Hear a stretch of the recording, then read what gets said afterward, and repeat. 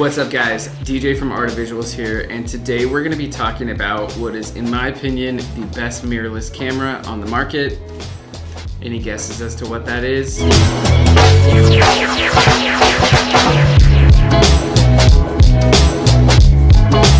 is the Sony a7 IV. This is an absolute beast of a hybrid camera.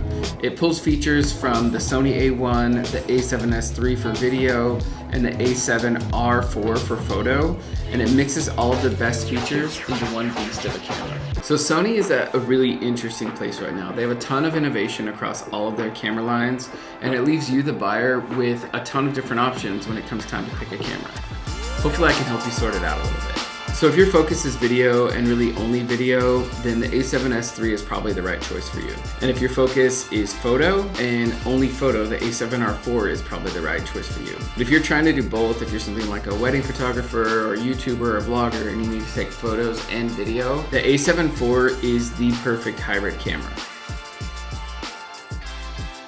So one of my favorite things about this camera is they actually thought about hybrid shooters when they were designing it. So there's a knob on the top and you can switch between photo, video, and S&Q or slow motion. As you turn this dial, it defaults to your pre-saved settings for that mode. It's hard enough mentally switching between photo and video when you're on a shoot, let alone having to change your settings every time you switch in between. So this is a great add-on for anyone who's trying to do the most.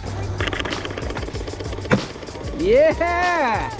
So if you're debating between two cameras, let's say the a7S III and the a7 IV, I'm gonna throw up the same video, one that was shot on the a7S III and one that was shot on the a7 IV, so you can compare the difference. And then here's an example of some photos shot on the a7S III and on the a7 IV, same lens, same settings, same everything, just different camera body. The focus modes on this camera were borrowed from the Sony a1. So this gives you a ton of options when it comes to focusing for photo and for video. The color science was taken from the a7S III, so it's really easy to color match footage shot on the a7S III or on the a7 IV. This makes it great for a B-roll camera. Another one of my favorite things about this camera is the ergonomics.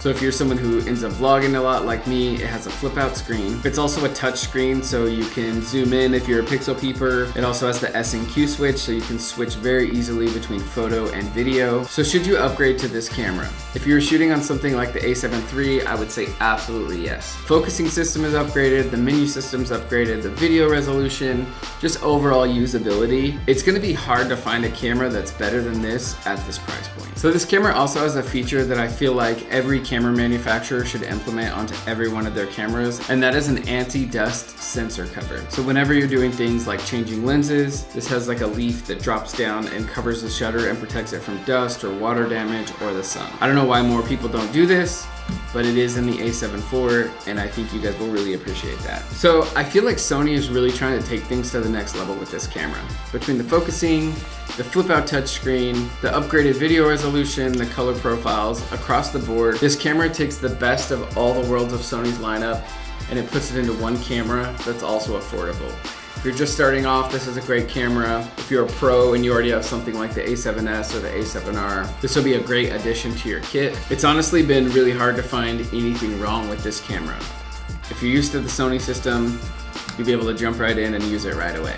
Thank you guys so much for watching. Make sure to like and subscribe for more videos just like this one. Let us know what you think about this camera in the comments, and we'll see you next time.